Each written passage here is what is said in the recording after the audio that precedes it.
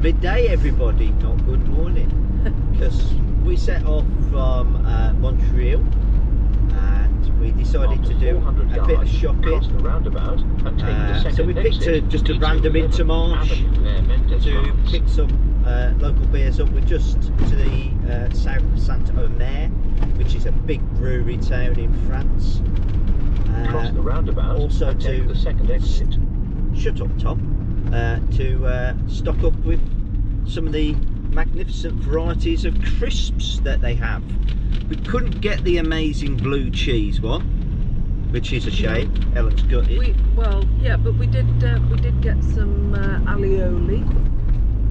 After 400 yards, cross the roundabout and take the second exit, Fromage de D942 Jura. towards Lille. We like that. Yeah, that's always nice. Yeah, all sorts of lovely things. But we're heading off to Belgium today. We should be there in 27 miles. Cross the roundabout and take the we're second going exit. to visit another monastery. Because this is no ordinary monastery. No, we're very holy. Yes. I haven't visited this monastery since I think it was December 2019. I came over for just a few days on the run up to Christmas, yeah, on my own, because this is the monastery Sint Sixtus, Follow D642 who brew the amazing Westvleteren beer. It is the best beer in the world, no argument. You could argue, but you'd be wrong too. Comments below. Yeah. But they only sell direct. This is only the third time we've managed to get hold of some. Quite complicated. 4 years ago, you used to have to ring up at a particular time and speak to the monk in person, and they take your registration number and they will only deliver it to that vehicle, and you can't go back again within 2 months with that same card to pick more beer up. There is no resale, technically. It does happen. It does happen on the black market at a very, very, very high cost. If you want to buy it in America, I think it would cost you about $500 for 24 bottles. Wow. It's a lot. But they say that they brew to live. They don't live to brew. Yeah, unlike some of the other ones that have jumped on the bandwagon, like Le Trap, which is a Trappist beer, but they actually lost their title to use that for a few years.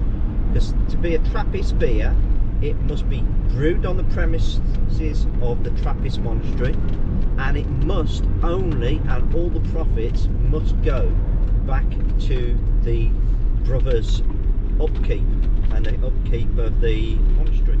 Fair dues. I mean, it must be quite difficult in these straitened times.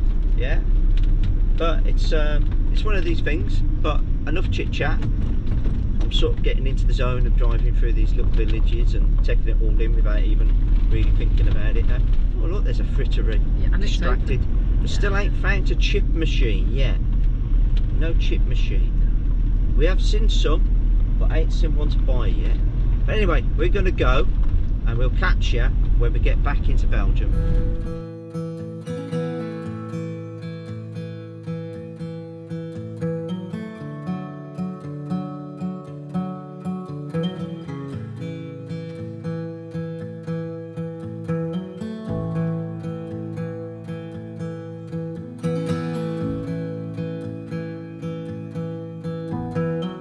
Well, hello everybody. You may have noticed we're back to the GoPro. Big wide angle, because I've let all the batteries go dead on the Sony.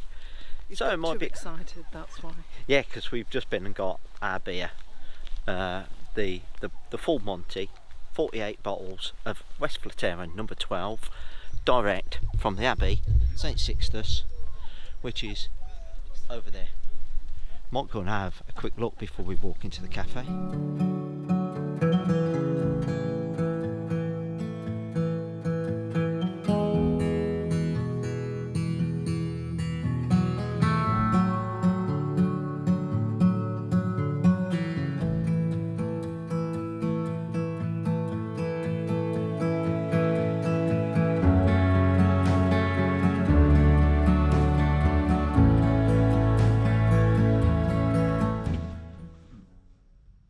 Morning everyone, it's the 11th of November.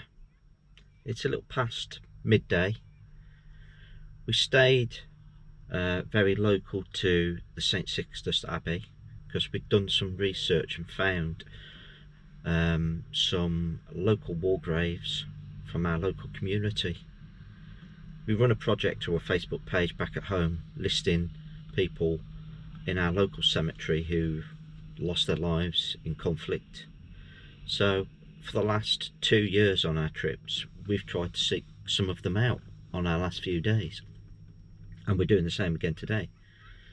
So at 11 AM local time, we went and stood by the grave of Alfred Kenworthy, a local man from the village just over from us who gave his life. That cemetery, there was 3,309 graves of various nations, some from the First and some from the Second World War. And rather than be in the big crowds, we stood there. It's just me, Helen and the dog, and we paid our respects. And it felt very personal. But we're going to go and try and find a few more. We got 2 more local lads to find.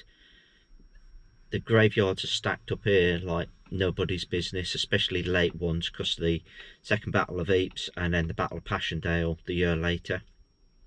So they all died within 4 months of each other in 1917. We got one at the matching graveyard to this, Tommy Humour. They called them Dozinghem, Mazingham and Bazingham. You know, little things. And the third one we've got to find is at a place called Nine Elms, just to the west of Popperinge. But we'll go and find them and we'll have a look around.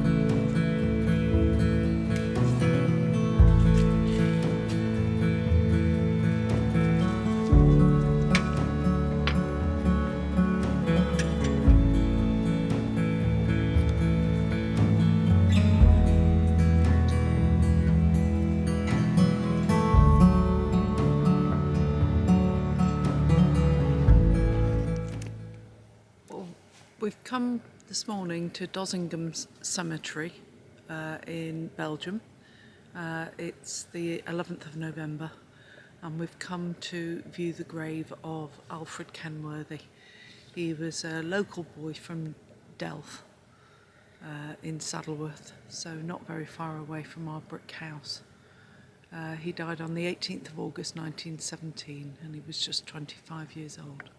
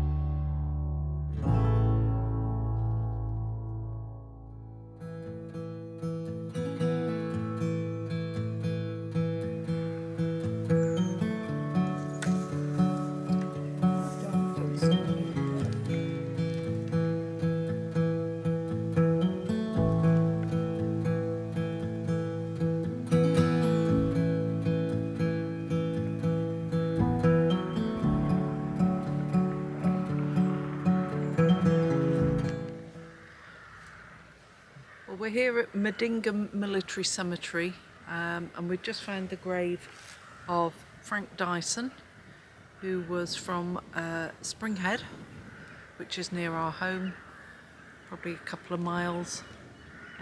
He died on the 16th of September 1917, aged 24.